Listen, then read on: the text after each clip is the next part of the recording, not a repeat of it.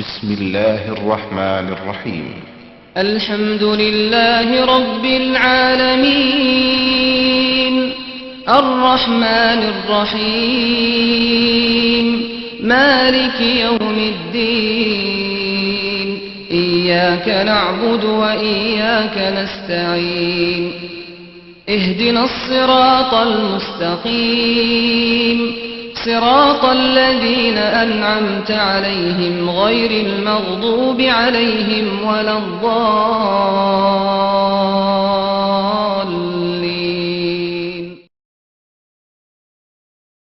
السلام عليكم.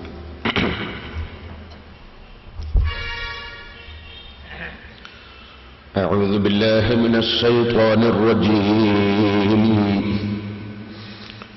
بسم الله الرحمن الرحيم.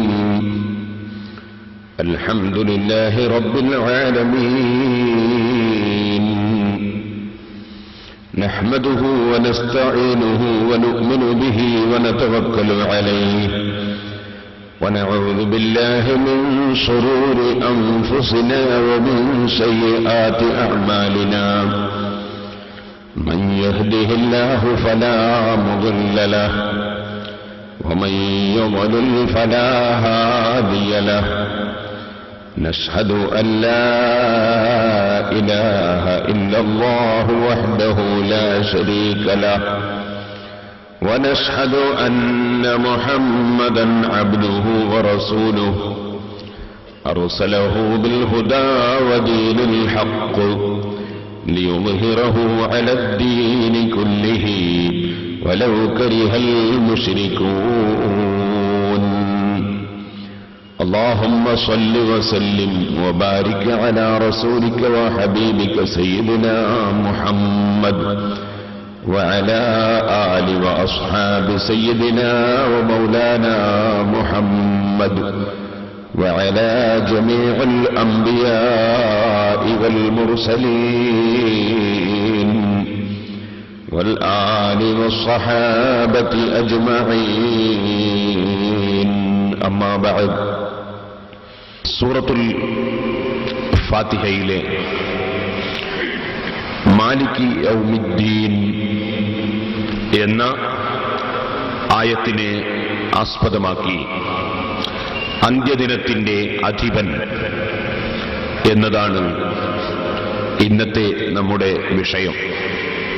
അല്ലാഹു ജല്ല ജലാലുഹു നമുക്ക് അന്ത്യദിനത്തിൽ രക്ഷപ്പെടാൻ കാരണമാകുന്ന കാര്യങ്ങൾ സംസാരിക്കാനും ഉൾക്കൊണ്ട് ജീവിക്കാനും സാധുക്കളായ നമുക്ക് അല്ലാഹു ഭാഗ്യം നൽകുമാറാകട്ടെ. അല്ലാഹു നമ്മുടെ എല്ലാ അമലുകളും അവന്റെ മഹ്ലായ ഫദ്ല് കൊണ്ട് സ്വീകരിക്കുമാറാകട്ടെ.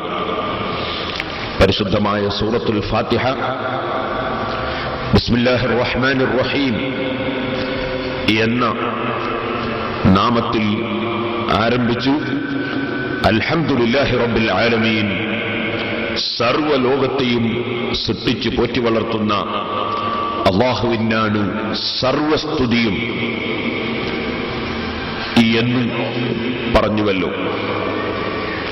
അങ്ങനെ എല്ലാ സ്തുതികളും അല്ലാഹുവിനാണ് എന്ന് പറയുമ്പോൾ എന്തുകൊണ്ട് എന്ന് ഒരു ചോദ്യം, എന്താണതിന് കാരണം എന്നൊരു ചോദ്യം ഉണ്ടല്ലോ. ആ ചോദ്യത്തിന് മറുപടിയായി പണ്ഡിതന്മാര് പറഞ്ഞു, മനുഷ്യന് രണ്ട് അവസ്ഥകളാണ് ഉള്ളത്. ഒന്ന് സമാധാനത്തിന്റെയും വിജയത്തിന്റെയും അവസ്ഥ. ആരോഗ്യം, ഐശ്വര്യം, അങ്ങനെ ക്ഷേമം, അതെല്ലാം സമാധാനത്തിന്റെയും വിജയത്തിന്റെയും കാര്യങ്ങളായി നാം സാധാരണയായി പറയാറ്. മറ്റൊന്ന് വേദന, വിഷമം, ദാരിദ്ര്യം തുടങ്ങിയ വെറുക്കപ്പെടുന്ന വിഷയങ്ങൾ. ഇനി നിങ്ങളൊന്ന് ചിന്തിച്ചു നോക്കൂ. സമാധാനവും വിജയവും അതിവിടെ കിട്ടാൻ അല്ലാഹു സുബ്ഹാനഹു വ തആല എവിടെ കിട്ടാനും കാരണങ്ങൾ നിശ്ചയിച്ചിട്ടുണ്ട്. ആ കാരണങ്ങളെ മുഴുവനും സൃഷ്ടിച്ചവനും ആ കാരണങ്ങളിലേക്ക് നമ്മെ കൊണ്ടുപോകുന്നവനും എല്ലാം അല്ലാഹു തന്നെ. അതുകൊണ്ട് എല്ലാ നന്മയുടെ പേരിലും സ്തുതിക്കപ്പെടേണ്ടവൻ അല്ലാഹു തന്നെ. ഒന്നുകിൽ അതുണ്ടാകുന്നത് മറ്റ് സൃഷ്ടികളിൽ നിന്ന് ആകാം. ഉദാഹരണത്തിന് നമ്മെ ഒരാൾ ആക്രമിക്കുന്നു, അതുകൊണ്ട് നമുക്ക് വേദനയായി. നമ്മുടെ സ്വത്ത് ഒരാൾ കട്ടുകൊണ്ടുപോകുന്നു, അതുകൊണ്ട് നാം ദരിദ്രരായി. അങ്ങനെ മറ്റൊരാളിൽ നിന്ന് നമുക്ക് ഉണ്ടാകുന്ന വെറുക്കപ്പെടുന്ന വിഷയങ്ങൾ അല്ലേ. മറ്റൊന്ന് നമുക്കുണ്ടാകുന്ന അല്ലാഹുവിങ്കൽ നിന്ന് തന്നെ ഉണ്ടാകുന്ന രോഗം തുടങ്ങിയ വിഷയങ്ങൾ. ഇങ്ങനെ രണ്ട് കാര്യങ്ങളാണല്ലോ ഉണ്ടാകുന്നത്. അപ്പൊ അൽഹംദുലില്ലാഹി റബ്ബിൽ ആലമീൻ എന്ന് പറഞ്ഞ ഉടനെ അർ-റഹ്മാനിർ റഹീം എന്ന് പറഞ്ഞുകൊണ്ട് നിങ്ങൾക്കുള്ള സമാധാനത്തിന്റെയും വിജയത്തിന്റെയും എല്ലാ കാര്യങ്ങളും സർവ അനുഗ്രഹങ്ങളും നൽകുന്നവൻ അല്ലാഹുവാണ് എന്ന് പഠിപ്പിച്ച് നിങ്ങൾക്ക് ലഭിക്കുന്ന എല്ലാ നന്മയുടെ പേരിലും സ്തുതിക്കപ്പെടേണ്ടവൻ അല്ലാഹുവാണ് എന്ന് അതിന്റെ കാരണം ബോധ്യപ്പെടുത്തി.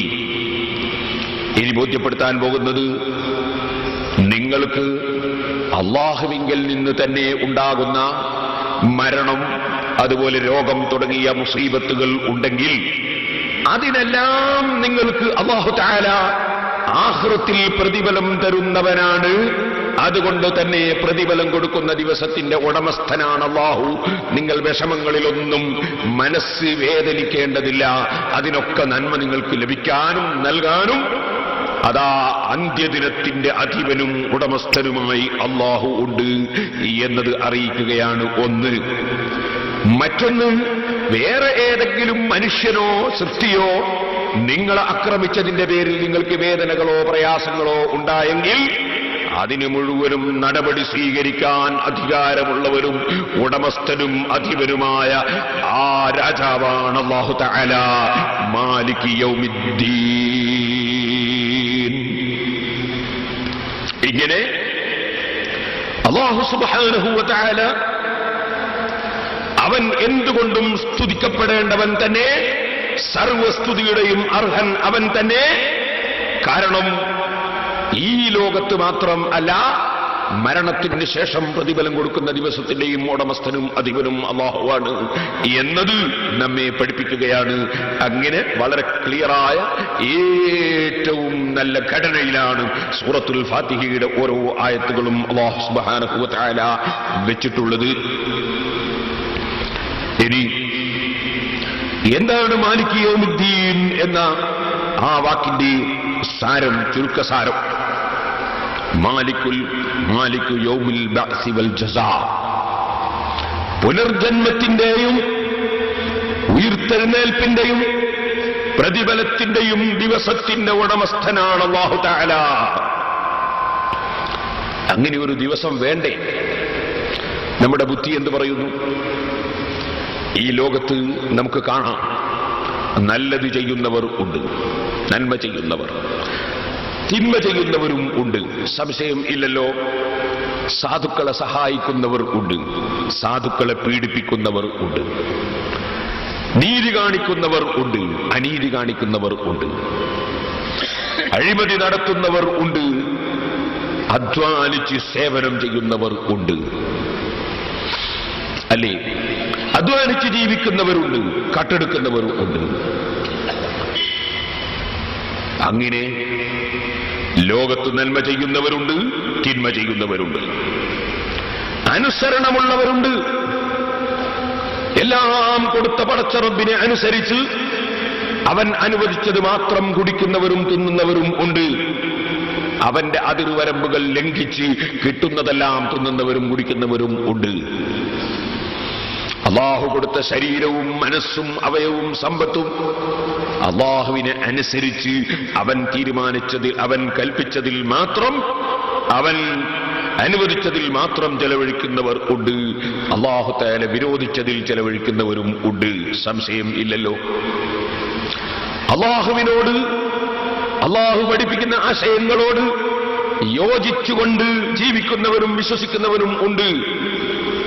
അല്ലാഹുവും അവന്റെ ഹബീബായ നബി സല്ലല്ലാഹു അലൈഹി വസല്ലം തങ്ങളും പഠിപ്പിച്ചതിന് വിരുദ്ധമായ ആശയങ്ങളും ആദർശങ്ങളും വെച്ച് പുലർത്തുന്നവൻ ഉണ്ട്.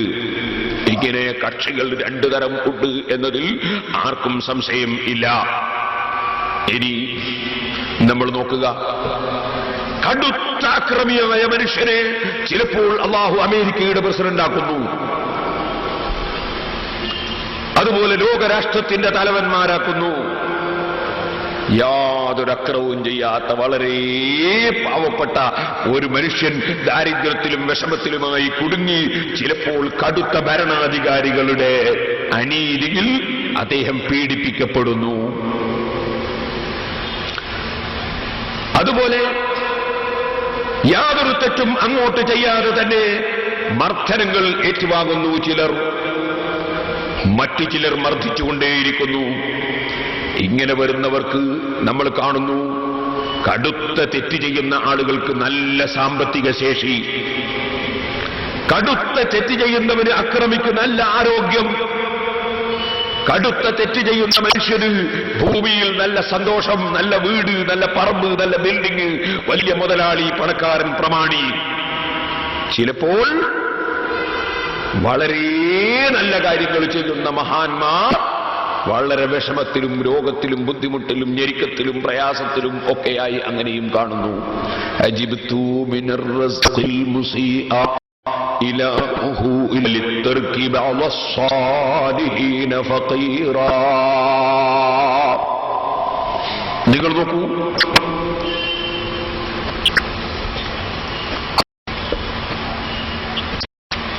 അല്ലാഹു സുബ്ഹാനഹു വ തആലയുടെ കൊടുതി അത്ഭുതകരമല്ലേ അത്?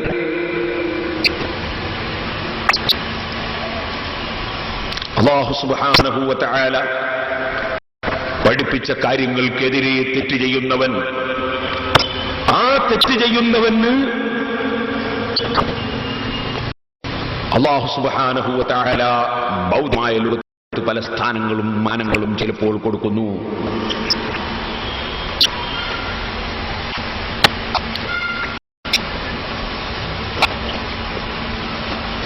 അതേസമയം അല്ലാത്ത ആളുകൾക്ക് ചിലപ്പോൾ സന്തോഷം കൊടുക്കും. അപ്പോഴെന്ന് വേണം ഇവിടെ യഥാർത്ഥമായ പ്രതിഫലം കൊടുക്കാൻ ഈ ഭൗതികമായ ലോകം പോരാ, വേറൊരു ലോകം ഉണ്ടാകണം. അല്ലെങ്കിൽ അല്ലാഹു സുബ്ഹാനഹു വ തആല നീതിമാനാണ് എന്ന് പറയുന്നതിന് അർത്ഥം കുറയും. അല്ലേ? നിങ്ങൾ നോക്കൂ, ആക്രമിക്കാൻ പറ്റുന്ന വിധത്തിൽ ആരോഗ്യം അല്ലാഹു കൊടുത്തു. അല്ലാഹു സുബ്ഹാനഹു വ തആല അവന് യാതൊരു നടപടി സ്വീകരിക്കുന്നില്ല എന്ന് വന്നാൽ അതിന്റെ അർത്ഥമാണ് ഒന്നിക്കുന്നത് അല്ലാഹ് അറിയില്ല എന്ന് വരണം. അങ്ങനെ ആകാൻ സാധ്യതയില്ല. അല്ലാഹു അറിവുള്ളവൻ. അല്ലെങ്കിൽ അല്ലാഹുവിന് അവരുടെ നടപടി എടുക്കാൻ സ്വീകരിക്കാനില്ല എന്ന് വരണം. അല്ലാഹു ഒരിക്കലും കഴിയില്ല അല്ല. മൂന്നാമത്തത് അല്ലാഹു നടപടി സ്വീകരിക്കാൻ അല്ലാഹു വിവരം അറിയും, പക്ഷേ അംഗീകരിച്ച് തൃപ്തി എന്ന് വരണം. അത് അല്ലാഹു തരപ്പെടുകയില്ല. നടപടികരിക്കാൻ വേണം. ആ ലോകമാണ് യൗമുദ്ദീൻ.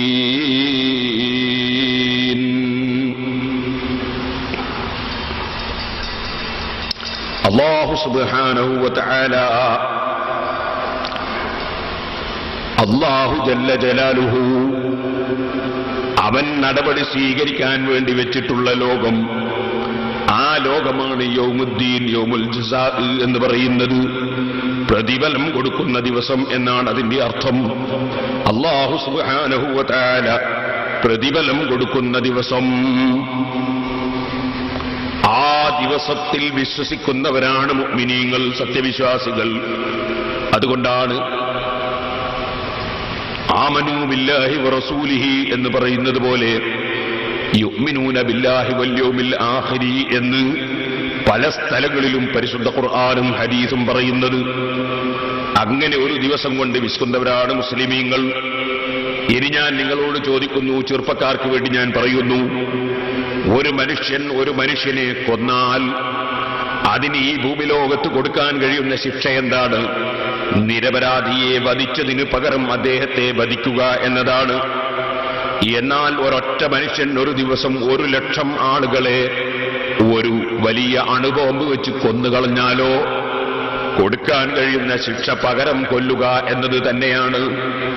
അപ്പോൾ 99,000-ലധികം ആളുകൾ, 99,999 ആളുകളെ കൊന്നതിന് ശിക്ഷ കൊടുക്കാൻ ഈ ഭൂമിയിൽ സാധ്യമല്ല. ഈ ഭൂമിയുടെ വ്യവസ്ഥ അതിന് അനുയോജ്യമല്ല. അപ്പോൾ ഒരു മനുഷ്യനെ കൊന്നവനും 1,00,000 മനുഷ്യനെ കൊന്നവനും ഒരുപോലെ ആയിക്കൂടല്ലോ. അതുകൊണ്ട് തന്നെ ഈ ഭൂമിയുടെ പ്രകൃതിയും രൂപവും ശരിയായ രക്ഷയും ശിക്ഷയും കൊടുക്കാൻ പറ്റുന്ന വിധത്തിലുള്ള ഒരു ഘടനയല്ല. അതിനൊരു മറ്റൊരു ലോകമുണ്ടായേ പറ്റൂ. ഇനി സഹോദരന്മാരെ, നിങ്ങൾ നമ്മുടെ കീഴ്വഴക്കമൊന്ന് ചിന്തിക്കൂ. നാം ഒരു ചെറിയ കുട്ടിയായി അമ്മയുടെ വയറ്റിൽ മനുഷ്യൻ കഴിഞ്ഞുകൂടിയില്ലേ? എത്രയാണ് കഴിഞ്ഞുകൂടിയിട്ടുള്ളത്? ഒരു മനുഷ്യൻ കഴിഞ്ഞുകൂടിയത് 9 മാസവും ചില്ലറ ദിവസങ്ങളുമാണ്. ആ സ്ഥലത്ത് കഴിഞ്ഞുകൂടുമ്പോൾ ആ മനുഷ്യൻ ചിന്തിച്ചിട്ടില്ലല്ലോ, ഞാൻ ഇനി ഒരു വലിയ വിശാലമായ ഭൂമിയിലേക്ക് ഇറങ്ങുകയാണെന്ന് ചിന്തിച്ചിട്ടില്ലല്ലോ. മറിച്ച് ഇവിടെ വന്നപ്പോഴല്ലേ ഈ വിശാലമായ ഭൂമിയും വിശാലമായ സ്ഥലങ്ങളും ആ മനുഷ്യൻ കാണുന്നത്. വയറ്റിൽ വെച്ചവൻ ആ വിവരം അറിഞ്ഞിട്ടില്ലല്ലോ. അങ്ങനെ 9 മാസവും കുറച്ച് ദിവസവും ഒരു കുടുങ്ങിയ സ്ഥലത്ത് കഴിച്ചുകൂടിയ നാം വിശാലമായ ലോകത്ത് വന്ന് കുറച്ച് കൊല്ലങ്ങൾ ഇവിടെ ജീവിച്ചു കഴിഞ്ഞാൽ ഇനി ഇവിടുന്നും നമ്മൾ പോകുന്നുണ്ട് എന്നത് ഉറപ്പാണല്ലോ. കാരണം നമ്മുടെ മുൻഗാമികൾ ആരെയും ഇവിടെ നമ്മൾ കാണുന്നില്ലല്ലോ. അപ്പൊ ഇവിടുന്ന് പോയാൽ ഇനി ഇതിനേക്കാൾ വിശാലമായൊരു ലോകത്ത്, വിശാലമായൊരു സ്ഥലത്ത് നമുക്ക് നിൽക്കാനും ജീവിക്കാനും ഉണ്ടെന്ന് തന്നെയല്ലേ നമ്മുടെ കീഴ്വഴക്കം നമ്മെ അറിയിക്കുന്നത്. ഞാനിത് പറഞ്ഞു വരുന്നത്, ഒരു യുക്തിവാദി ചോദിക്കുകയാണ്. അദ്ദേഹത്തിന്റെ ചോദ്യം എന്താണ്? മരണത്തിന് ശേഷം ജീവിതം ഉണ്ടെങ്കിൽ പോയവരാരും ഇതുവരെ കത്തയച്ചിട്ടില്ലല്ലോ, പോയവരാരും ടെലിഫോൺ ചെയ്തിട്ടില്ലല്ലോ, പോയവരാരും വിവരം അറിയിച്ചിട്ടില്ലല്ലോ. അവനോട് ചോദിക്കട്ടെ, നീ ഈ ഭൂമിയിലേക്ക് വന്നതിന് ശേഷം നീ നേരത്തെ ജീവിച്ച വയറ്റിലേക്ക് കത്തയച്ചിട്ടുണ്ടോ? ഉമ്മാന്റെ വയറ്റിലേക്ക് ടെലിഫോൺ ചെയ്തിട്ടുണ്ടോ? നീ ഈ ഭൂമിയിലേക്ക് വന്നപ്പോ വന്ന സ്ഥലത്തേക്ക് നീ വല്ലപ്പോഴും ടെലിഫോൺ ചെയ്തിട്ടുണ്ടോ? അല്ലെങ്കിൽ നീ അവിടേക്ക് കത്തയച്ചിട്ടുണ്ടോ? അങ്ങനെ ഒരു സംഭവം നിന്റെ ജീവിതത്തിലില്ലെങ്കിൽ പിന്നെ മരിച്ചുപോയവരിങ്ങോട്ട് കത്തയച്ചില്ല എന്ന കാരണം കൊണ്ട്, മരിച്ചുപോയവരിങ്ങോട്ട് ടെലിഫോൺ ചെയ്തില്ല എന്ന കാരണം കൊണ്ട് അങ്ങനെ ഒരു ജീവിതം ഇല്ലെന്ന് പറയാൻ മനുഷ്യന്റെ ബുദ്ധി സമ്മതിക്കുമോ? മനുഷ്യന്റെ ബുദ്ധി അറിയിക്കുന്നതെന്താണ്? അക്രമിച്ചവനും അക്രമിക്കപ്പെട്ടവനും ഒരുപോലെയാകുന്നത് നീതിയോട് അനുയോജ്യമാണോ സഹോദരന്മാരെ? ഇനി ഒന്നുകൂടി നിങ്ങൾ ചിന്തിച്ചു നോക്കൂ. ഈ ഭൂമി ലോകത്ത് യുക്തിവാദിയെ സംബന്ധിച്ചിപ്പോൾ ഞാൻ പറയുന്നില്ല. ലോകത്ത് ഏറ്റവും ബുദ്ധിയില്ലാത്തവനാണ് യുക്തിവാദി എന്ന് പറയുന്നത്. ഏറ്റവും ബുദ്ധിയില്ലാത്തവൻ യുക്തിവാദി എന്ന് പറയും. യുക്തി എന്ന പേര് കാണുന്നത് കൊണ്ട് യുക്തി ഉണ്ടായിക്കൊള്ളണമെന്ന യുക്തി വാദിക്കുകയാണ്. അതുകൊണ്ടിപ്പോൾ ഞാൻ അതിലേക്ക് കടക്കുന്നില്ല. യുക്തി ഇല്ലാത്തതുകൊണ്ടാണല്ലോ വാദിക്കലായത്. യുക്തി എന്നത് തീരെ ഇല്ലാത്തവനാണല്ലോ യുക്തിവാദി എന്ന് പറയുന്നത്. അല്ലെങ്കിൽ യുക്തിവാദി പ്രസംഗിക്കുന്നതിന് എന്തർത്ഥമാണ്? കാരണം യുക്തിവാദം എന്ന് പറഞ്ഞാൽ തന്നെ അവനവന്റെ യുക്തിക്ക് തോന്നുന്നത് സ്വീകരിക്കുക എന്നാണല്ലോ. പിന്നെ അവൻ മറ്റൊരാളോട് പ്രസംഗിക്കേണ്ട ആവശ്യമില്ലല്ലോ. കാരണം അവന്റെ യുക്തി പോലെ അവനങ്ങ് നടന്നോളുമല്ലോ. യുക്തിവാദി എന്തിനാണ് മാസിക ഇറക്കുന്നത്, എന്തിനാണ് പുസ്തകം ഇറക്കുന്നത്? കാരണം അവനവന്റെ യുക്തി അനുസരിച്ച് ജീവിക്കണമെന്നല്ലേ. പിന്നെ ഇവന്റെ യുക്തിയിൽ തോന്നിയത് മറ്റവന് പറഞ്ഞു കൊടുക്കേണ്ട ആവശ്യമുണ്ടോ? എഴുതി അറിയിക്കേണ്ട ആവശ്യമുണ്ടോ? ഒരു യുക്തിവാദി കുറ്റ്യാടിയിൽ വെച്ച് പ്രസംഗിക്കുന്നത് ഞാൻ കേട്ടു. അയാളെന്താ പറയുന്നതെന്നറിയാമോ? അയാൾ പറയുന്നത്, ചില ആളുകൾ അവരാശയം മാത്രം ശരിയാണ് എന്ന് വിശ്വസിക്കുന്നു, അതെന്തായാലും ശരിയല്ല. അപ്പൊ ഞാനിങ്ങനെ ചിന്തിച്ചു, അത് ഇയാൾ ആശയമാണല്ലോ, അയാൾ ആശയം മാത്രമാണ് ശരി, അയാളും വിചാരിക്കാൻ പാടില്ലല്ലോ. ഏത് ഒരാൾ അവനവന്റെ ആശയം മാത്രമാണ് ശരി എന്ന് വിചാരിക്കുന്നത് ശരിയല്ല എന്നാ ഇയാൾ പറയുന്നത്. അതിപ്പറയുന്നവന്റെ ആശയം തന്നെ അത് മാത്രമാണ് ശരി എന്ന് അവനും വിചാരിക്കാൻ പാടില്ലല്ലോ. അപ്പോൾ നിങ്ങൾ ഓർക്കണം, ലോകത്ത് ഏറ്റവും ബുദ്ധിയില്ലാത്തവനാണ് യുക്തിവാദി. ആ യുക്തിവാദി മരണശേഷമുള്ള ജീവിതം നിഷേധിക്കുന്നത് നീതിയെക്കുറിച്ച് ബോധമില്ലാത്തതുകൊണ്ടാണ്, വസ്തുതകളെക്കുറിച്ച് ചിന്തയില്ലാത്തതുകൊണ്ടാണ്, ചിന്തിക്കാനുള്ള ബുദ്ധിയില്ലാത്തതുകൊണ്ടാണ് എന്ന് മാത്രം ഞാൻ ഈ സമയത്ത് ഉണർത്തുകയാണ്. അതിലേക്ക് വിശദമായി കടന്ന് സംസാരിക്കുന്നതിൽ നമുക്ക് ഒരുപാട് പറയാനുണ്ടല്ലോ. മാലിക് യൗമിദ്ദീൻ, പ്രതിഫലം കൊടുക്കുന്ന ഒരു ദിവസമുണ്ട്. ആ ദിവസത്തിന്റെ ഉടമസ്ഥനാണ് അല്ലാഹു തആല. അവന്റെ നയം എന്താണ്? അവന്റെ നയം ഫമൻ യഅമൽ മിസ്ഖാല ദർറത്തിൻ ഖൈറൻ യറാ വമൻ യഅമൽ മിസ്ഖാല ദർറത്തിൻ ശർറൻ യറാ. ഒരണുമണിത്തൂക്കം നന്മ ചെയ്തിട്ടുണ്ടോ, പ്രവർത്തിച്ചിട്ടുണ്ടോ, അതിന്റെ പ്രതിഫലം അല്ലാഹു കൊടുക്കുന്നതായി കാണാൻ കഴിയും. ഒരണുമണിത്തൂക്കം തിന്മ ചെയ്തിട്ടുണ്ടോ, അതും അവന് കാണാൻ കഴിയും. ഈ രൂപത്തിലാണല്ലോ അല്ലാഹു ജല്ല ജലാലുഹു അവന്റെ നിയമവ്യവസ്ഥ വെച്ചിട്ടുള്ളത്. നിങ്ങൾ കേട്ടിട്ടില്ലേ, ഇമാം ഫഖ്റുദ്ദീൻ റാസി റളിയല്ലാഹു അൻഹു ഉദ്ധരിക്കുന്നു, ഒരു മനുഷ്യനെ പാരത്രിക ലോകത്ത് കൊണ്ടുപോയി അല്ലാഹു തആല അതാ ചോദ്യം ചെയ്യുന്നു. പാരത്രിക ലോകത്ത് നിന്ന് ചോദ്യം ചെയ്യുന്നു. ഈ ഭൂമി ലോകത്തുള്ള വ്യവസ്ഥയല്ലല്ലോ റബ്ബിന്റേത് പാരത്രിക ലോകത്ത്. ഞാൻ ഇന്നലെ പറഞ്ഞിട്ടുണ്ട്, അവൻ റഹ്മാനാണ്, ഇവിടെ എല്ലാവർക്കും കൊടുക്കുന്നവനാണ്. അവിടെ നന്മയും തിന്മയും ചെയ്യുന്നവൻ എന്ന വേർതിരിവില്ലാതെ കൊടുക്കുന്നവനാണ്. എന്നാൽ പാരത്രിക ലോകം അങ്ങനെയല്ല. അതിന്റെ പുറമേ ഞാൻ നേരത്തെ നിങ്ങളെ സൂചിപ്പിച്ചല്ലോ, ചിലപ്പോൾ നല്ല പ്രവർത്തികൾ ചെയ്യുന്ന ധാരാളം ആളുകൾ ഇവിടെ ചിലപ്പോൾ വിഷമത്തിലാണ്. അജിബ്തു മിനർ റസ്ഖിൽ മുസീഅ ഇലാഹുഹു വലിത്തർകി ബഅസ്സാലിഹീന. അതേ, തെറ്റ് ചെയ്തു പോയിട്ടുള്ള ആളുകൾക്ക് ഇവിടെ അല്ലാഹു ജല്ല ജലാലുഹു പലതും കൊടുക്കുകയും പലപ്പോഴും വളരെ പാവപ്പെട്ട ആളുകളായി സജ്ജനങ്ങളെ അല്ലാഹു ഒഴിച്ചിടുകയും ചെയ്യുന്നത് ഇവിടെ നാം കാണുന്നുണ്ടല്ലോ. എന്നാൽ പാരത്രിക ലോകത്തിന്റെ വ്യവസ്ഥ അങ്ങനെയല്ല. ആരെന്ത് നല്ലത് ചെയ്തിട്ടുണ്ടോ അതിന്റെ പ്രതിഫലം അവനവിടെ കാണുകയാണ്. തെറ്റ് ചെയ്തവൻ അതിനെ സംബന്ധിച്ച് അവിടെ അവൻ അനുഭവിക്കാൻ പോവുകയാണ്. ഇവിടെ നിങ്ങളൊന്ന് നോക്കുക, ഇമാം റാസി റളിയല്ലാഹു തആല അൻഹു തങ്ങൾ പറയുകയാണ്, അർഹമുർ റഹീമീനായ റബ്ബിന്റെ മുമ്പിൽ കൊണ്ടുവന്ന് ഹാജരാക്കപ്പെട്ട ഒരു വ്യക്തി, ആ വ്യക്തിയോട് അല്ലാഹു ജല്ല ജലാലുഹു അവനോട് അതാ ചോദിക്കുന്നു, നിങ്ങൾക്ക് എന്തെങ്കിലും നന്മ ചെയ്തതായി ഓർമ്മയിലുണ്ടോ? അദ്ദേഹത്തിന് ഒരു നന്മയും ചെയ്തതായി ഓർമ്മയിലില്ല. അങ്ങനെയുള്ളൊരു വ്യക്തിയാണ് റബ്ബിന്റെ അടുക്കൽ ഹാജരാക്കപ്പെട്ടത്. ഞാൻ ഒരു നന്മയും ചെയ്തതായി ഓർമ്മിക്കുന്നില്ലല്ലോ. അല്ലാഹു ജല്ല ജലാലുഹു പറയുന്നു, നിനക്കൊരമലുണ്ട്, ആ അമല് കാരണത്താൽ നിന്നെ ഞാൻ സ്വർഗത്തിൽ കടത്തുന്നു. ഇന്നലെ ഞാൻ പറഞ്ഞിട്ടുണ്ടല്ലോ, അമല് കാരണത്താൽ സ്വർഗത്തിൽ കടത്തുന്നു എന്ന് പറഞ്ഞാൽ അവകാശമല്ല, മറിച്ച് അമലിനെ അല്ലാഹു ഒരു കാരണമായി വെച്ചുകൊടുത്തിട്ട് അവന്റെ ഔദാര്യം കൊണ്ട് കടത്തുകയാണ്. അദ്ദേഹം പറയുന്നു, മാതാ അമിൽതു, അല്ലാഹുവേ ഞാൻ എന്താണ് അമൽ ചെയ്തത്? അല്ലാഹു പറയുന്നു, നിനക്ക് ഓർമ്മയില്ല, പക്ഷേ ഞാൻ ഓർമ്മ തെറ്റ് വരാത്തവനാണ്. ഞാനങ്ങനെ മറന്നു പോകുന്നവനല്ല, ഞാൻ ഉറക്കമുള്ളവനല്ല. നീ ഒരു ദിവസം ഉറങ്ങിക്കിടന്നുകൊണ്ടിരിക്കുന്ന സമയത്ത് തിരിഞ്ഞും മറിഞ്ഞും ഉറക്കിൽ കിടക്കുമ്പോൾ അതിനിടക്ക് നീ അല്ലാഹ് എന്ന് പറഞ്ഞിട്ടുണ്ട്. ഉറക്കിന്റെ ഇടയിൽ പറഞ്ഞത് നീ മറന്നും പോയിട്ടുണ്ട്. പക്ഷേ അമ്മാ അന ഫലാ തൗഖുദ്നി സിനത്തുൻ വലാ നൗം, എനിക്ക് ഉറക്കമോ തൂങ്ങി ഉറക്കമോ ബാധിക്കുകയില്ല, ഞാനൊന്നും മറന്നു പോവുകയില്ല. അതുകൊണ്ട് നീ മറന്നെങ്കിലും നീ അല്ലാഹ് എന്ന വാചകം പറഞ്ഞത് എനിക്ക് ഓർമ്മയുണ്ട്.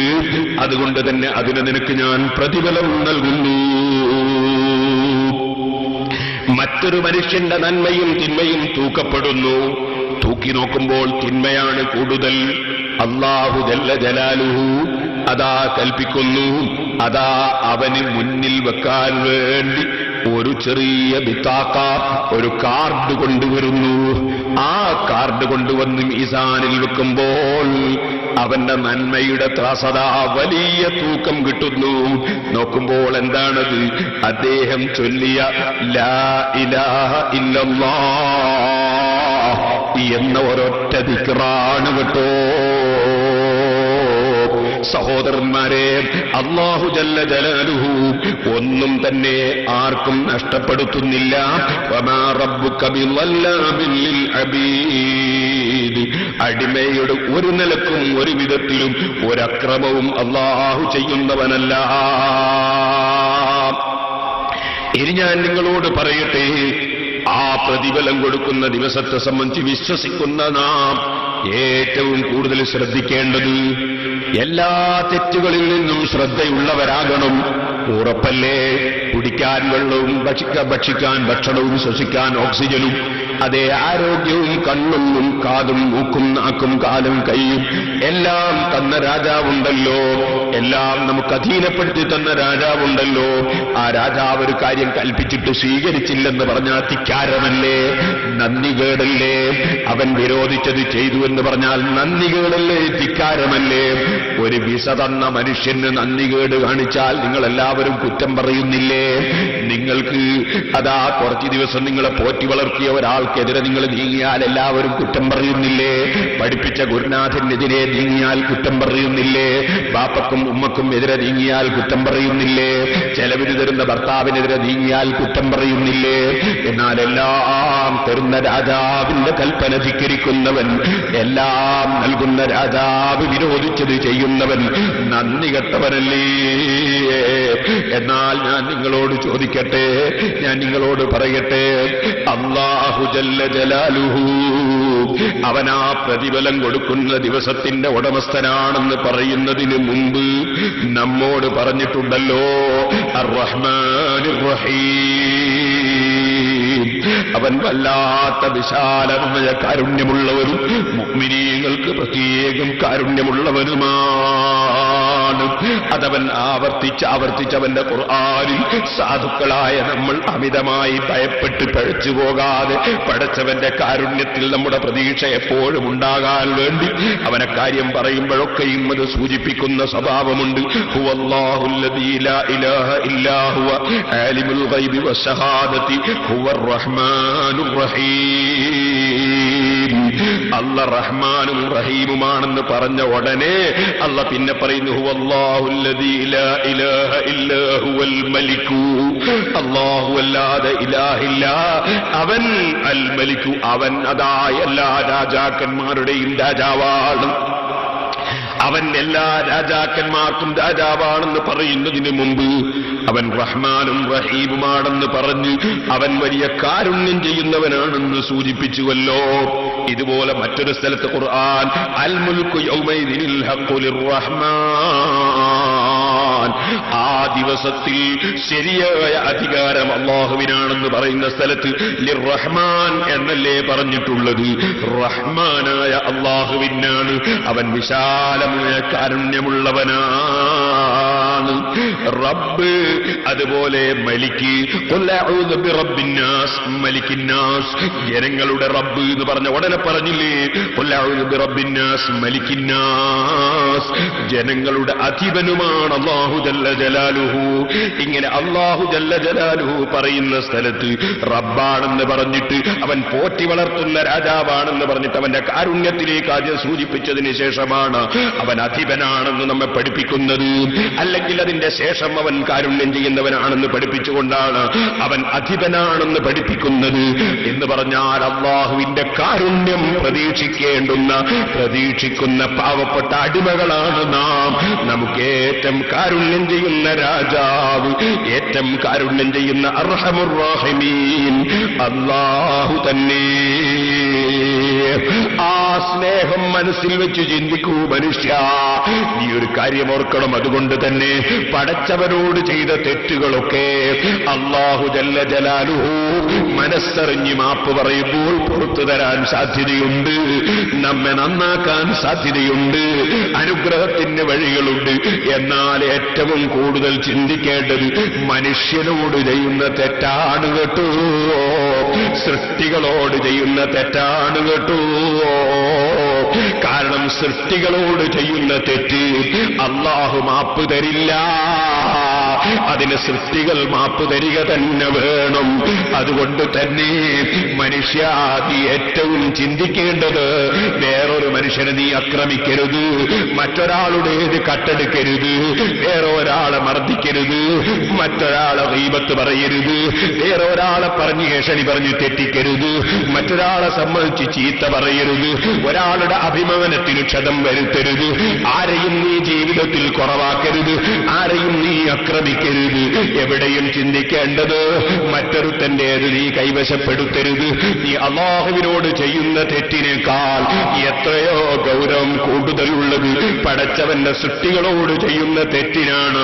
കാരണം അത് അല്ലാഹുവിനെ പോലെ ജനങ്ങൾ മാപ്പ് കൊടുക്കുന്നവരല്ല, അവര് റഹ്മാനല്ല. അല്ലാഹുവിനെ പോലെ വിശാലമായ കാരുണ്യം മനുഷ്യനുണ്ടാകുന്നതല്ല. അതുകൊണ്ട് തന്നെ മനുഷ്യരോട് തെറ്റ് ചെയ്യാതെ എപ്പോഴും ജീവിതം ശുദ്ധീകരിക്കാൻ കൂടുതൽ പരിശ്രമിക്കണമെന്ന് ഇമാം റാസി റളിയല്ലാഹു അൻഹു ഈ ആയത്തിന്റെ തഫ്സീറിൽ പ്രത്യേകം വിവരിക്കുന്നു. കേട്ടിട്ടില്ലേ നിങ്ങൾ ബഹുമാനപ്പെട്ട ഇമാമുൽ ആദം അബൂ ഹനീഫത്തുൽ കൂഫി റളിയല്ലാഹു അൻഹു? അബൂ ഹനീഫ റളിയല്ലാഹു അൻഹുവിന് ഒരു മജൂസിയായ മനുഷ്യൻ, ഒരു ആഗ്നേയനായ മനുഷ്യൻ, തീയിനെ ആരാധിക്കുന്ന മനുഷ്യൻ ഒരു സംഖ്യ കടം കൊടുക്കാനുണ്ട്. അദ്ദേഹം മുസ്ലിമല്ലാത്ത കടം കൊടുത്തിരിക്കുകയാണ്. ആര്? 4 മദ്ഹബിന്റെ ഇമാമിങ്ങളിൽപ്പെട്ട ഇമാം അബൂ ഹനീഫ റളിയല്ലാഹു അൻഹു. ഞാൻ പലപ്പോഴും പറഞ്ഞില്ലേ, ഇസ്ലാം വർഗീയതയുടെ മതമല്ല, സൗഹാർദ്ദത്തിന്റെ മതമാണ്. ഇമാം അബൂ ഹനീഫ റളിയല്ലാഹു അൻഹു ഒരു തീയിനെ ആരാധിക്കുന്ന മജൂസിക്ക് കടം കൊടുത്തിരിക്കുകയാണ്, സംഖ്യ കൊടുത്തിരിക്കുകയാണ്. മഹാനവറുകൾ ആ സംഖ്യ അവൻ തിരിച്ചു കൊടുക്കാത്തത് കൊണ്ട് അവന്റെ വീട്ടിലെടുക്കോളം നടന്നുപോയി. ആ മജൂസിയോട് സംഖ്യ വാങ്ങാൻ വേണ്ടി പോയി. അദ്ദേഹത്തിന്റെ വീട്ടിന്റെ സമീപത്തെത്തിയപ്പോ മജൂസി പണം കൊടുക്കാനുണ്ട്, അത് വാങ്ങാൻ പോയതാണ്.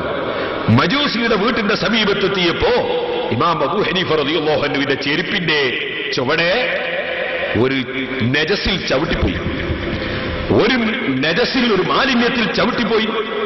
ബഹുമാനപ്പെട്ടവർ ഉടനെ തന്നെ ഈ ചെരുപ്പ് ഒന്ന് കുടഞ്ഞു, കാല് കുടഞ്ഞപ്പോൾ ഈ ചെരുപ്പിന്റെ മേലെ ഒട്ടി നിൽക്കുന്ന നജസ് ഈ മജൂസിയുടെ മതിലിന്റെ മേലെ പോയി തെറിച്ചു.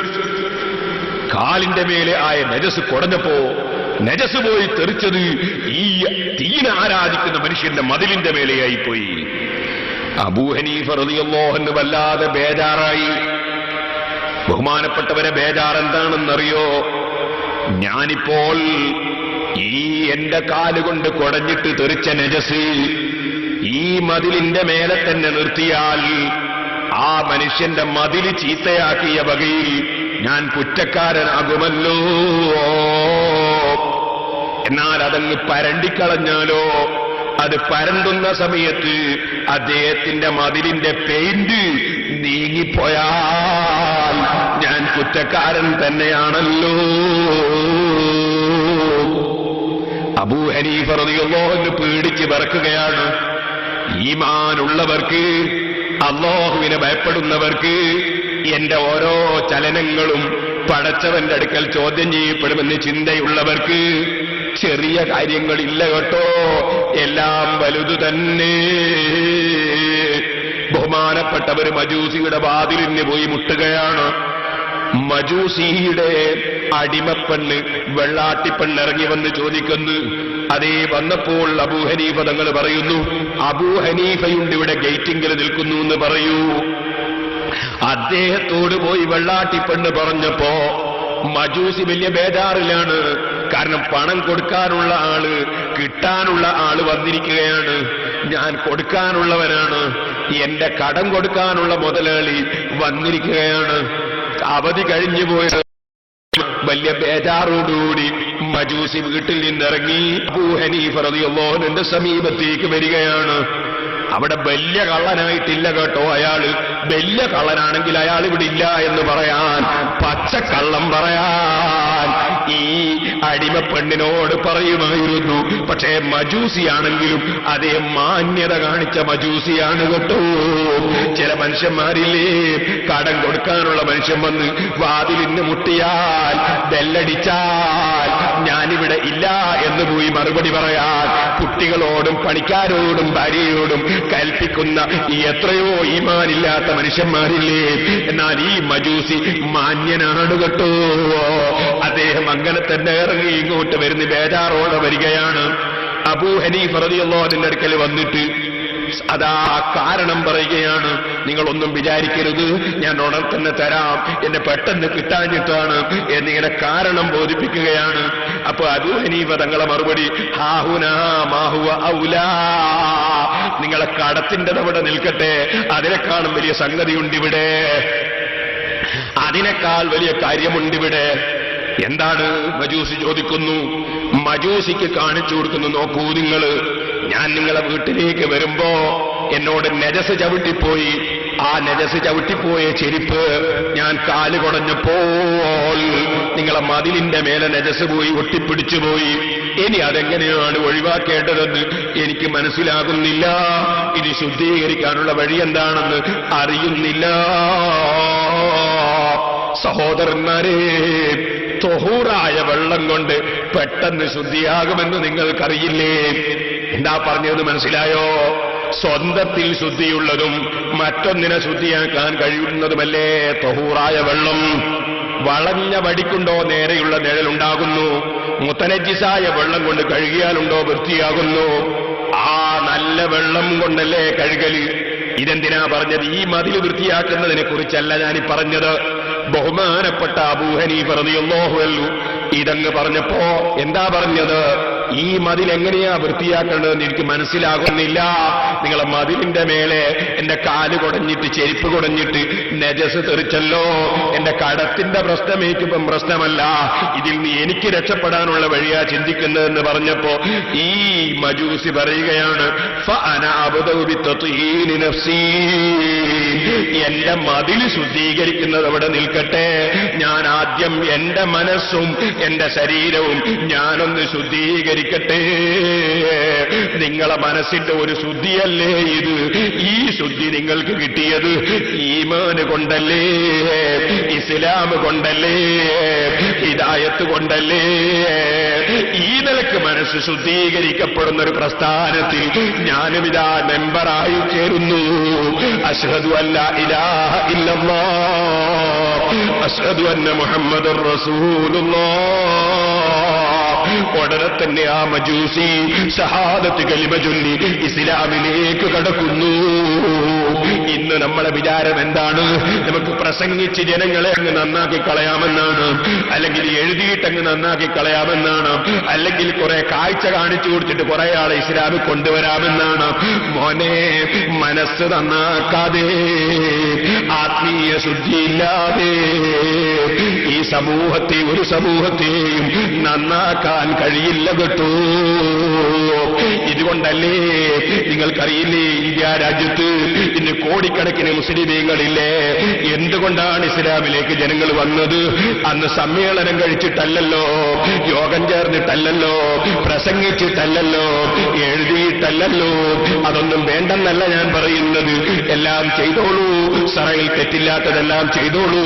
പക്ഷേ ഏറ്റവും ഉപരി നമ്മൾ ചിന്തിക്കേണ്ടത് ആ വന്ന മനുഷ്യന്മാരുടെ ആത്മീയ ശുദ്ധിയല്ലേ, അവരെ സൽസ്വഭാവമല്ലേ, അവരുടെ നാവിന്റെ ശുദ്ധിയല്ലേ, മനസ്സിന്റെ ശുദ്ധിയല്ലേ, കൈയിന്റെയും കാലിന്റെയും ശുദ്ധിയല്ലേ? അവരൊരു ഹറാമിലേക്ക് നോക്കുന്നില്ല. അതേ, അവരൊരു ഹറാമിലേക്ക് നോക്കുന്നില്ല. ജ്യേഷ്ഠന്റെ ഭാര്യയിലേക്ക് അവർ നോക്കുന്നില്ല, അനുജന്റെ ഭാര്യയിലേക്ക് നോക്കുന്നില്ല. അതേ അതേ അതുപോലെ ഭാര്യയുടെ അനുജത്തിയുടെ മുഖത്തവർ നോക്കുന്നില്ല, ഭാര്യയുടെ ജ്യേഷ്ഠത്തിയുടെ മുഖത്തവർ നോക്കുന്നില്ല. അവരൊരാളെ ഹക്കും കൈവശപ്പെടുത്തുന്നില്ല. അവരാരും തന്നെ കള്ള് കുടിക്കുന്നില്ല, അവരാരും തന്നെ നിസ്കാരം വിട്ടുപോകുന്നില്ല, അവരാരും തന്നെ കള്ളം പറയുന്നില്ല, അവരാരും തന്നെ ഗ്രൂപ്പ് തിരിഞ്ഞ് പരസ്പരം ചീത്ത പറയുന്നില്ല, അവരാരും തന്നെ സംഘടനാ സങ്കുചിതത്വം കാണിച്ചിട്ട് ആലിമീങ്ങളെ ഗ്രൂപ്പ് തിരിച്ച് കുറ്റം പറയുന്നില്ല, തങ്ങന്മാരെ രാഷ്ട്രീയം നോക്കി കുറ്റം പറയുന്നില്ല, അവരാരും തന്നെ വലിയവരെ അവഗണിക്കുന്നില്ല, അവരാരും തന്നെ കുട്ടികളെ അവമതിക്കുന്നില്ല, അവരാരും തന്നെ ജനങ്ങൾക്കിടയിൽ ഭിന്നിപ്പുണ്ടാക്കുന്ന വാക്കുകൾ പറയുന്നില്ല. മറിച്ച് സത്യത്തിലേക്ക്, നന്മയിലേക്ക്, അതേ ആത്മീയതയിലേക്ക്, സംസ്കരണത്തിലേക്ക് അവർ ക്ഷണിക്കുമ്പോൾ തന്നെ അവരെ മനസ്സും പരിപൂർണമായി ശുദ്ധിയുള്ളത് തന്നെ. അല്ല പൊരുത്തപ്പെടാത്ത ഒന്നും എന്റെ കയ്യിൽ വരരുതെന്നവർക്ക് നിർബന്ധമാണ്. ആരോടെങ്കിലും എന്തെങ്കിലും ചെയ്തു പോയെങ്കിൽ അത് പൊരുത്തപ്പെടണം എന്നവർക്ക് നിർബന്ധമാണ്. അതല്ലേ മജൂസിയുടെ ചുമരിന്റെ മേലെ നജസ് തെറിച്ചപ്പോൾ ബേജാറ് തന്നെ. അതല്ലേ അല്ലാഹുവിന്റെ ആരിഫീങ്ങൾ, അവരല്ലേ പടച്ച റബ്ബിന്റെ ഔലിയാക്കൾ, അവരല്ലേ മുൻഗാമികളായ ഇമാമിങ്ങൾ, അവരല്ലേ ഇസ്ലാം മതം ഭരിപ്പിച്ചവർ. അവരെ കണ്ടിട്ടല്ലേ, അവരുടെ ആത്മീയത കണ്ടിട്ടല്ലേ ഇസ്ലാമിലേക്ക് ജനങ്ങൾ ഒഴുകി വന്നത്. സഹോദരന്മാരെ, ഞാനതിലേക്ക് ഇപ്പോൾ കടന്നു സംസാരിക്കുന്നില്ല. അപ്പൊ ഏറ്റവും ശ്രദ്ധിക്കേണ്ടത്, മറ്റൊരു സൃഷ്ടിയുമായുള്ള മനുഷ്യന്റെ കടപ്പാടുകളാണ്. അത് അല്ലാഹു പൊറുക്കുന്നതല്ലല്ലോ, അത് സൃഷ്ടികൾ തന്നെ പൊറുക്കേണ്ടതുണ്ടല്ലോ. ഇനി സഹോദരന്മാരെ, അല്ലാഹു ജല്ല ജലാലുഹു അധിപനാണെന്ന് പറഞ്ഞില്ലേ? മാലിക് യൗമിദ്ദീൻ എന്ന സ്ഥലത്ത് രണ്ട് നിലക്കുള്ള ഓത്തുണ്ട്. ഒന്ന് മലിക് യൗമിദ്ദീൻ എന്നാണ്.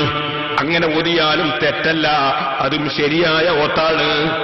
മാലിക് യൗമിദ്ദീൻ എന്നും ഓതാവുന്നതാണ്, അതും ശരിയായ ഓത്ത് തന്നെയാണ്.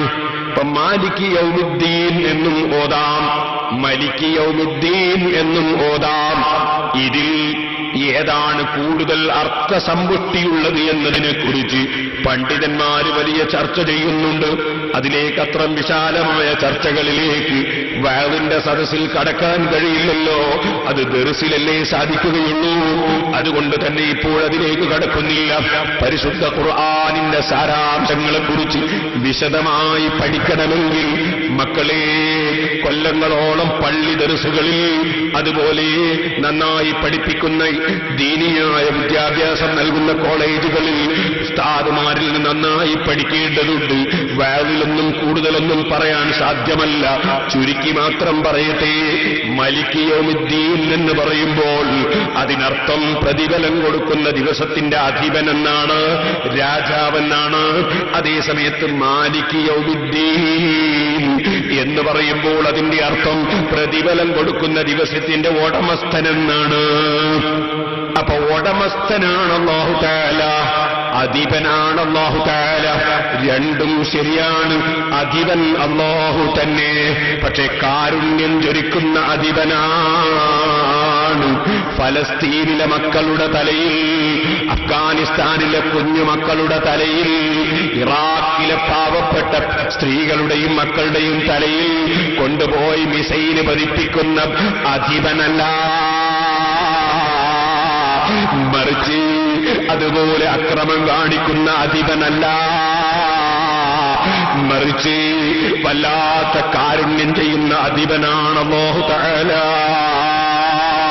അതിന്റെ പുറമെ ഉടമസ്ഥനാണ് അല്ലാഹു തആല. അവൻ ഉടമസ്ഥനായതുകൊണ്ട് തന്നെ നാം ഉടമസ്ഥനിൽ നിന്നല്ലേ അടിമകൾക്കെല്ലാം കിട്ടേണ്ടത്. അതുകൊണ്ടെല്ലാം അവനിൽ നിന്ന് ഇവിടെയും കിട്ടണം, അവിടെയും കിട്ടണമെന്ന് നമ്മൾ അവനിൽ പ്രതീക്ഷയർപ്പിക്കുന്നു. ഉടമസ്ഥനല്ലേ കൊടുക്കുന്നവൻ. സാദോര സഹോദരന്മാരെ, ഞാൻ ഇടയ്ക്ക് മുത്തലിബ് ഉസ്താദ് ഓർമ്മിപ്പിച്ചൊരു കാര്യം മുത്തഅല്ലിമീങ്ങളോട് ഓർമ്മപ്പെടുത്തുന്നു.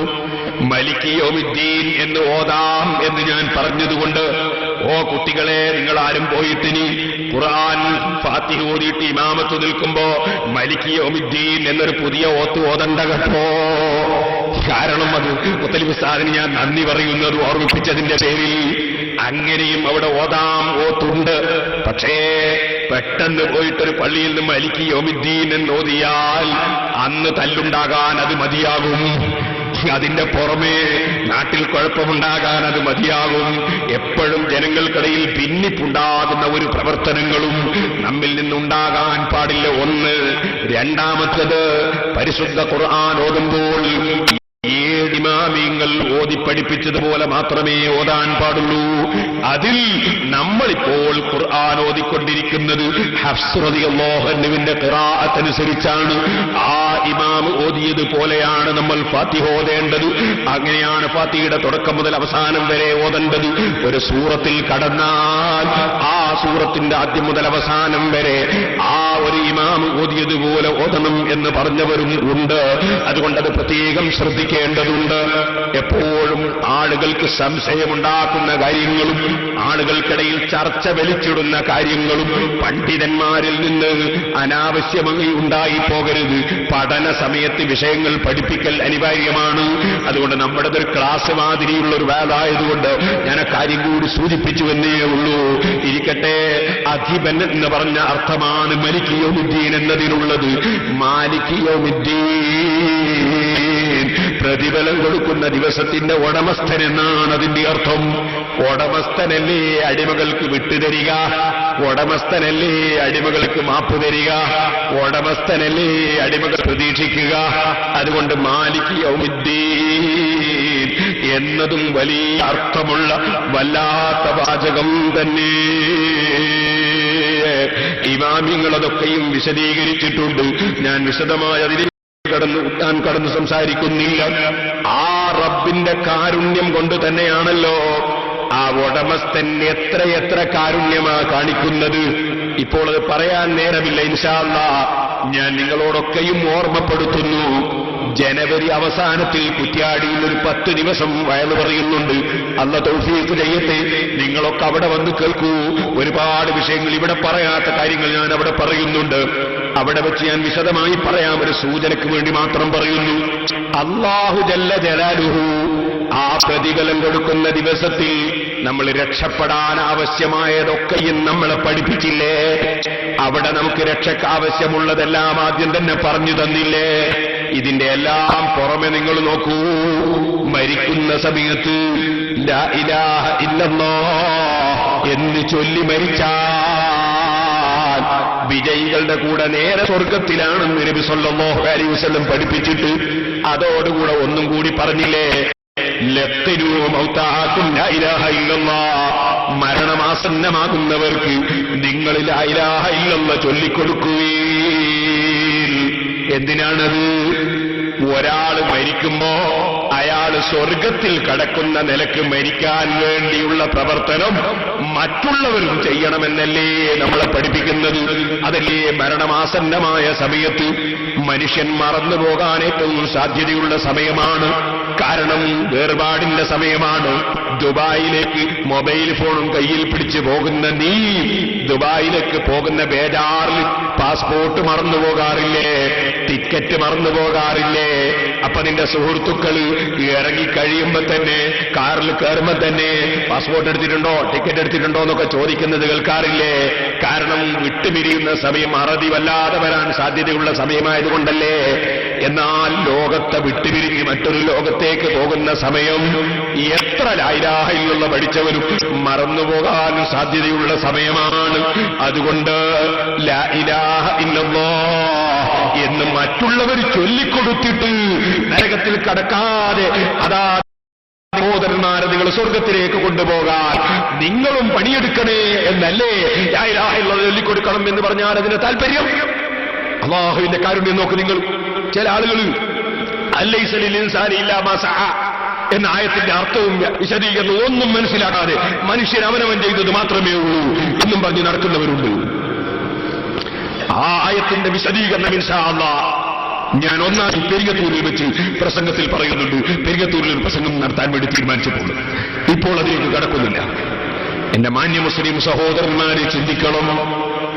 അപ്പം മരിക്കാൻ പോകുന്നവർക്ക് ലാ ഇലാഹ ഇല്ലല്ലാഹ് ചൊല്ലിക്കൊടുക്കാൻ പറഞ്ഞു. ഇനി നിങ്ങൾ അള്ളാഹുവിന്റെ കാരുണ്യം നോക്കൂ സഹോദരന്മാരെ, അള്ളാഹുവിന്റെ കാരുണ്യം നോക്കൂ.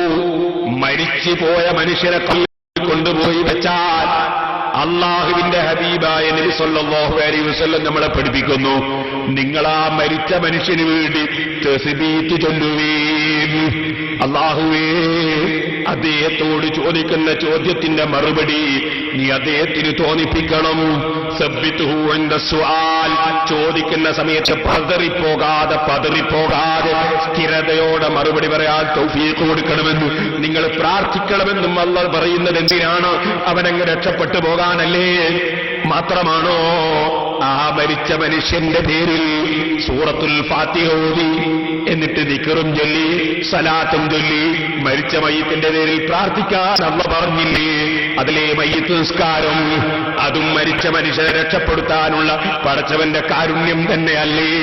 പക്ഷെ ചിന്തിച്ചില്ല ചില ആളുകൾ. അത് ഞാൻ ആദ്യത്തെ ദിവസം വിവരിച്ചിട്ടുണ്ടല്ലോ.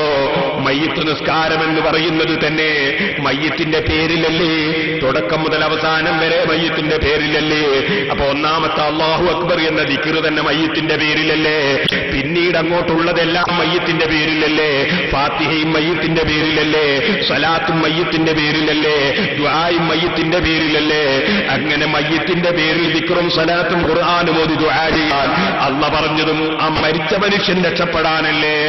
ഇനി നിങ്ങൾ നോക്കൂ, മരിച്ച മയ്യിത്തിന് ചോദ്യം വരുമ്പോ അതിന്റെ മറുപടികൾ അദ്ദേഹത്തിന് ഓർമ്മയാകാൻ വേണ്ടി തൽഖീൻ ചൊല്ലിക്കൊടുക്കണമെന്ന് അതാ ഖുർആൻ തന്നെ പഠിപ്പിച്ചില്ലേ? ദക്കിറു ഫഇന്ന ദിക്റാ തൻഫഉൽ മുഅ്മിനീൻ, ഓർമ്മിപ്പിച്ചു കൊടുക്കൂ, ഈമാനുള്ളവർക്കത് ഫലം ചെയ്യുമെന്ന് ഖുർആൻ പറഞ്ഞില്ലേ? ഈ ആയത്തല്ലേ ശൈഖുൽ ഇസ്ലാം സക്കരിയ അൻസാരി റളിയല്ലാഹു അൻഹു തൽഖീൻ ചൊല്ലുന്നതിന്റെ തെളിവായി ഖുർആനിലെ ഈ ആയത്തല്ലേ അവിടുത്തെ അസ്റൽ മതാലിബ് എന്ന കിതാബിൽ തെളിവുദ്ധരിച്ചിട്ടുള്ളത്? അല്ലാഹ് പറഞ്ഞതല്ലേ? മറന്നുപോകാൻ സാധ്യതയുള്ള സമയത്ത് ഓർമ്മിപ്പിച്ചു കൊടുക്കേണ്ട സമയമാണ്. അതുകൊണ്ട് ഖബറിൽ പോയി കിടക്കുമ്പോ, പുതിയ ഒരു ഇരുട്ടിൽ വന്ന് കിടക്കുമ്പോ വല്ലാത്ത മറവിക്ക് സാധ്യതയുണ്ട്. അതുകൊണ്ട് അദ്ദേഹത്തിന് ഉത്തരം കിട്ടാൻ വേണ്ടി പ്രാർത്ഥിക്കുകയും വേണം, ഉത്തരം നിങ്ങളങ്ങ് പറഞ്ഞു കൊടുക്കുകയും വേണമെന്ന് വരെ അല്ലാഹ് പറഞ്ഞില്ലേ? അല്ലാഹുവിന്റെ ഖുർആൻ പഠിപ്പിച്ചില്ലേ? പടച്ചവന്റെ കാരുണ്യമല്ലേ? ഇനിയും നിങ്ങളൊന്ന് ചിന്തിക്കൂ സഹോദരന്മാരെ. ഇനി മഹ്ശറയിലോ ഇന്ന് 14,96,74,000 കിലോമീറ്റർ അകലെ ഉദിക്കുന്ന സൂര്യനുണ്ടല്ലോ, അത് വെറും ഒരു ചാട് മാത്രമോ, ഒരു മൈൽ മാത്രമോ മേലെ ഉദിപ്പിക്കപ്പെടുകയും ഒരു വിഭാഗം ചെരിപ്പടിക്കാല് വരെ വിയർപ്പിൽ മുങ്ങുകയും വേറൊരു വിഭാഗം മുട്ടുവരെ വിയർപ്പിൽ മുങ്ങുകയും മറ്റൊരു വിഭാഗം അരവരെ വിയർപ്പിൽ മുങ്ങുകയും വേറൊരു വിഭാഗം കഴുത്ത് വരെ വിയർപ്പിൽ മുങ്ങുകയും ചെയ്യുന്ന വല്ലാത്തൊരു ദിവസമുണ്ടല്ലോ. അതല്ലേ പ്രതിഫലം കൊടുക്കുന്ന യൗമുദ്ദീൻ, യൗമുൽ ഖിയാമ, പ്രതിഫലം കൊടുക്കുന്ന ദിവസമെന്ന് ഖുർആൻ പറഞ്ഞത് ആ ദിവസത്തെക്കുറിച്ചല്ലേ? അവിടെ മനുഷ്യന് നിൽക്കാനുള്ളത് ഫീ യൗമിൻ കാന മിഖ്ദാറുഹു 50,000 സന. ഓ ചെറുപ്പക്കാരാ, കസംസിലൊരു നിൽക്കുമ്പോഴേക്ക് നിനക്ക് വിഷമമായില്ലേ? പോകട്ടെ, ദുബായിൽ നിന്നും ഖത്തറിൽ നിന്നും വരുന്ന നീ വലിയ കെട്ടും പെട്ടിയുമെടുത്ത് എയർപോർട്ടിൽ വന്നിട്ട് ആ എയർപോർട്ടിൽ നിന്ന് പുറത്തിറങ്ങാൻ കഴിയാതെ നിന്റെ ലഗേജ് കിട്ടാൻ വേണ്ടി 1 മണിക്കൂർ കാത്തു നിൽക്കുമ്പോ നീ സർക്കാരിനെ കുറ്റം പറഞ്ഞില്ലേ? എയർപോർട്ട് അധികൃതരെ കുറ്റം പറഞ്ഞില്ലേ? നിനക്കവിടെ പെട്ടിക്ക് കാത്തു നിൽക്കാൻ തന്നെ സാധിക്കുന്നില്ലല്ലോ. എയറോപ്ലെയിനിൽ കയറിയത് അതാ 4 മണിക്കൂറോ 3.5 മണിക്കൂറോ പ്ലെയിനിലിങ്ങ് വന്നിട്ട് കോഴിക്കോട് എയർപോർട്ടിൽ വന്ന് പ്ലെയിനെങ്കിൽ ലാൻഡ് ചെയ്യുമ്പോൾ നീ പ്ലെയിന് നിൽക്കുന്നതിന് മുമ്പ് തന്നെ സീറ്റിൽ എഴുന്നേറ്റില്ലേ? എന്നിട്ട് നീ അതാ നിന്റെ പെട്ടി തുറക്കല്ലാന്ന് വിളിച്ചു പറയേണ്ടി വന്നില്ലേ? ഇത്ര വലിയ തിരക്കുകാരനല്ലേ നീ? ഇത്ര വലിയ കാത്തു നിൽക്കാൻ പറ്റാത്തവനല്ലേ നീ? എന്നാൽ മോനെ, في يوم كان مقداره 50,000 سنة സ്വർഗത്തിൽ കടക്കുന്നവനും കാത്തുനിന്നോളണം, നരകത്തിൽ കടക്കുന്നവനും കാത്തുനിന്നോളണം. പ്രതിഫലം കൊടുക്കുന്ന ദിവസമാണ്. അതിനൊരൊറ്റ ദിവസത്തിന് 50,000 കൊല്ലത്തിന്റെ ദൈർഘ്യമാണ് കേട്ടോ. ഇത് ദഈഫായ ഹദീസല്ല, ഇത് ഖുർആനാണ് കേട്ടോ. ഒരൊറ്റ ദിവസത്തിന് 50,000 കൊല്ലമാണ്. ആദം അലൈഹിസ്സലാത്തു വസ്സലാം മുതൽ ഇന്നുവരെയുള്ള കാലം കൂട്ടി നോക്കിയാൽ 50,000 കൊല്ലമുണ്ടോ? അതേ സമയത്ത് മഹ്ശറിൽ മനുഷ്യർ നിൽക്കാനുള്ള കാലം 50,000 കൊല്ലം ഒരേ നൃത്തം തന്നെ. അതൊരു വല്ലാത്ത ദിനം തന്നെയല്ലേ? ആ ദിനത്തിലും പടച്ച റബ്ബിന്റെ കാരുണ്യം കണ്ടോ നീ? ആ ദിവസം വല്ലാത്തൊരു ദിവസം തന്നെ. ആരും മിണ്ടാത്ത ദിവസമല്ലേ, മിണ്ടാൻ ധൈര്യമില്ലാത്ത ദിവസമല്ലേ? യൗമ യഖൂമു റൂഹു വൽ മലായികതു സഫാ. ആത്മാവ് നിൽക്കുന്നു, അല്ലെങ്കിൽ ജിബ്രീൽ അലൈഹിസ്സലാം നിൽക്കുന്നു, എല്ലാ മലക്കുകളും അണിയണിയായി നിൽക്കുന്നു. ലാ യതകല്ലമൂൻ, ഒരൊറ്റയ്ക്ക് പോലും മിണ്ടുന്നില്ല, ഒരാളും സംസാരിക്കുന്നില്ല. ഇല്ലാ മൻ അദിന ലഹു റഹ്മാൻ, റഹ്മാനായ അല്ലാഹു അനുമതി കൊടുത്തവർ മാത്രം സംസാരിക്കുന്നു. അനുമതി കൊടുത്തവർക്ക് വേണ്ടി മാത്രം സംസാരിക്കുന്നു. വഖാല സവാബാ, അല്ലാഹ് അനുമതി കൊടുക്കുന്നത് ആർക്ക് വേണ്ടി സംസാരിക്കാനാണ്? ആർക്ക് സംസാരിക്കാനാണ്? ലാ ഇലാഹ ഇല്ലല്ലാഹ് എന്ന കലിമത്തു തൗഹീദ് വിശ്വസിച്ച് പ്രഖ്യാപിച്ചവരില്ലേ, അവരല്ലേ സത്യം പറഞ്ഞവർ. ആ ലാ ഇലാഹ ഇല്ലല്ലാഹ് എന്ന കലിമത്തു തൗഹീദ് അംഗീകരിച്ച് പ്രഖ്യാപിച്ചവർ മുഅ്മിനീങ്ങൾ. ആ മുഅ്മിനീങ്ങൾക്ക് സംസാരിക്കാൻ അവസരം കൊടുക്കുന്നുണ്ട്, അമ്പിയാക്കൾക്ക് സംസാരിക്കാൻ അവസരം കൊടുക്കുന്നുണ്ട്. പക്ഷേ ആർക്ക് വേണ്ടി? അബൂജഹലിന് വേണ്ടിയല്ല, അബൂലഹബിന് വേണ്ടി സംസാരമില്ല, നമ്രൂദിന് വേണ്ടി സംസാരമില്ല, സഹോദരന്മാരെ ആസറിന് വേണ്ടി സംസാരമില്ല. അതുപോലെ അതാ ധിക്കാരികളായ അവിശ്വാസികൾക്ക് വേണ്ടി, അഥവാ ലാ ഇലാഹ ഇല്ലല്ലാഹ് മുഹമ്മദുർ റസൂലുള്ളാഹ് എന്ന കലിമത്തു തൗഹീദ് വിശ്വസിച്ച് അംഗീകരിക്കാത്ത ആളുകളുണ്ടല്ലോ, അത് പറയാത്ത ആളുകളുണ്ടല്ലോ, അവർക്ക് ഒരു ശുപാർശക്കാരനുമില്ല, ഒരു റെക്കമെൻഡുമില്ല. അതേസമയത്ത് ലാ ഇലാഹ ഇല്ലല്ലാഹ് മുഹമ്മദുർ റസൂലുള്ളാഹ് എന്ന കലിമത്തു തൗഹീദ് അംഗീകരിച്ച മുഅ്മിനീങ്ങളില്ലേ, ആ മുഅ്മിനീങ്ങൾക്ക് വേണ്ടി സംസാരിക്കാൻ മലക്കുകളുണ്ട് കേട്ടോ, അമ്പിയാക്കളുണ്ട് കേട്ടോ, ഔലിയാക്കളുണ്ട് കേട്ടോ. അല്ലാഹുവിന്റെ കാരുണ്യമാണ് ഈ മുഅ്മിനീങ്ങളെ രക്ഷപ്പെടുത്താനുള്ള സംവിധാനം അല്ലാഹ് തന്നെ വെച്ചിരിക്കുന്നു. അവൻ റഹ്മാനും റഹീമുമായ അധിപനാണല്ലോ, അവൻ റഹ്മാനും റഹീമുമായ അധികാരസ്ഥനും ഉടമസ്ഥനുമാണല്ലോ.